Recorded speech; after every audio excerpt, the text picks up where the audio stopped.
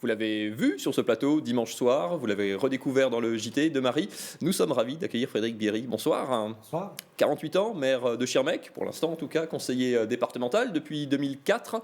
Et donc depuis ce matin, puisque vous avez été élu dimanche dernier avec votre binôme, Frédéric Modiconacci, conseiller départemental, et donc nouveau président du conseil départemental depuis ce jeudi matin.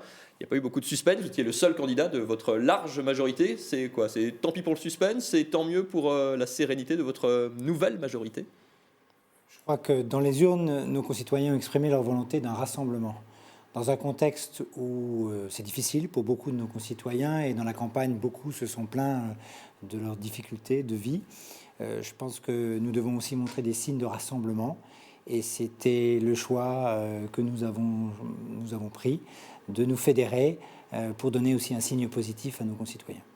Alors vous êtes le président d'une assemblée qui est largement renouvelée, avec 25 nouveaux élus sur 46. La moitié sont des femmes. Voilà. Est-ce que ça va être un frein pour votre mandature, pour commencer à agir, voilà, de mettre en place tous ces nouveaux conseillers, de trouver la synergie qui va faire en sorte que vous travaillez tous ensemble? Alors, un frein, surtout pas, au contraire, une chance extraordinaire. Alors, on a d'un côté des élus aguerris, qui ont une expérience et qui ont été bien renouvelés dans leurs fonctions, et ce qui montre bien qu'ils sont engagés au quotidien, en proximité avec leurs concitoyens, c'est important. Et puis, toute une génération de nouveaux élus, et notamment des femmes. C'est assez fabuleux parce que je vois leurs yeux qui pétillent, leur enthousiasme, leur engagement, leur passion. En plus, elles sont toutes expérimentées, soit dans la vie associative, soit dans l'entreprise, soit dans la vie publique déjà.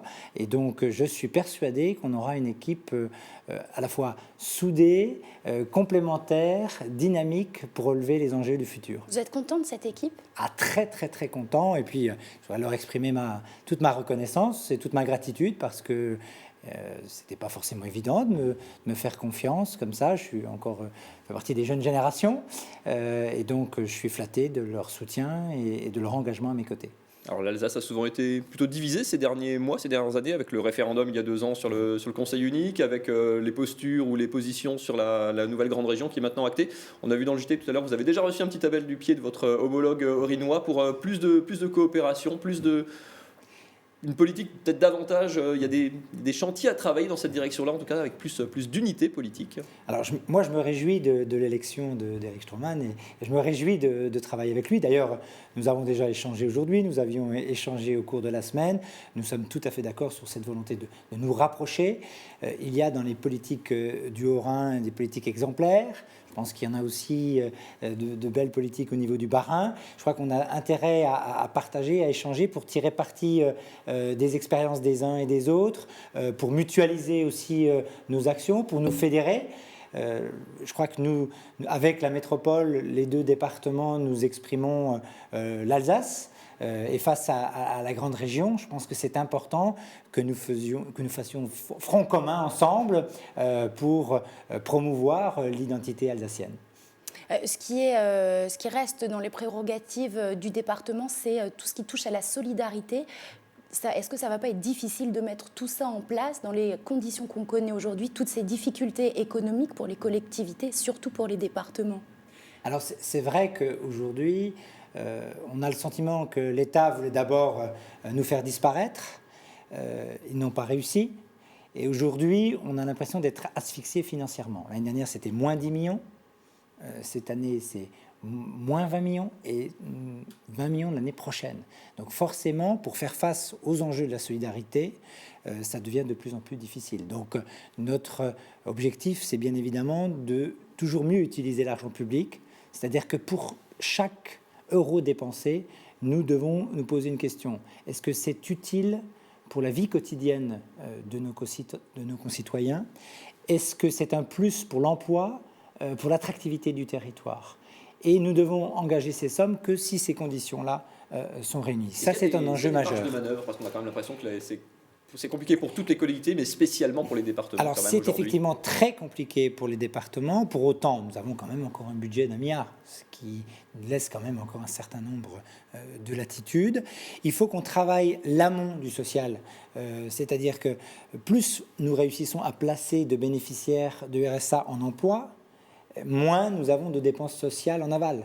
Donc le véritable enjeu, c'est ça, c'est de réussir sur tous ces champs, à la fois sur le RSA, mais aussi sur la protection de l'enfance, sur le handicap, sur les personnes âgées, sur l'adaptation du logement pour les personnes âgées. On peut mener toute une série d'actions en préventif qui vont contribuer ensuite à réduire les charges pour le département. C'est ça. Et puis c'est en même temps de la qualité de vie et un cadre de vie pour nos concitoyens. Alors certes, on sait que ce sera difficile, l'enjeu est compliqué.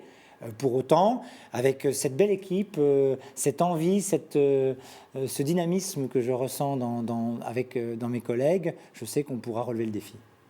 Les conseils généraux sont devenus les conseils départementaux.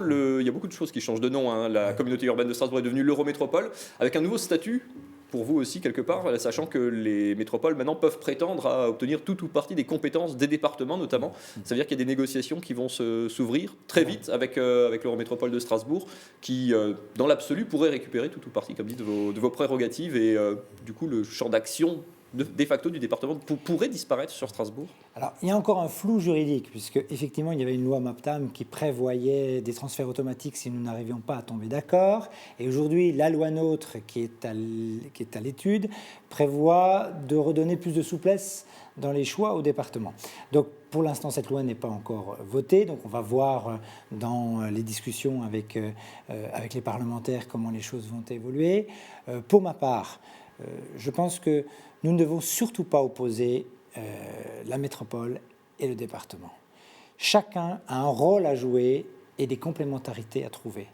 Nous avons besoin d'une métropole locomotive pour notre Alsace. Une locomotive qui a un rayonnement international, qui soit dans l'innovation, dans l'attractivité du territoire. C'est fondamental pour l'Alsace. Mais en même temps, l'Eurométropole ne pourra pas tout faire. Elle ne pourra pas tout embrasser. Et nous avons aujourd'hui des compétences fortes au niveau du département sur les solidarités notamment, l'accompagnement des personnes âgées, la protection de l'enfance. On voit bien dans le système lyonnais où on a divisé la métropole avec les territoires ruraux, on voit bien que ça ne fonctionne pas bien, qu'on a des coûts supplémentaires parce qu'il faut créer 2 maisons départementales des personnes handicapées, 2 services départementaux d'incendie de secours.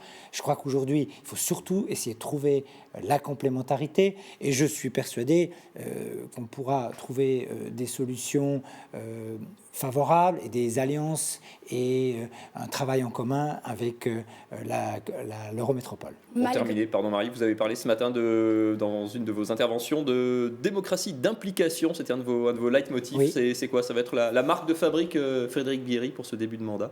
Oui, complètement, parce que je me suis rendu compte que nos concitoyens n'imaginent pas d'abord l'engagement des élus, et je pense que c'est important de souligner le travail que font les élus locaux au quotidien. On a toujours cette image très négative des élus, de la politique en général. On l'a vu dans l'abstention encore sur les 2 tours de scrutin. Tout à fait, en raison notamment aussi du comportement de certains politiques, notamment au niveau national, mais je dis bien de certains.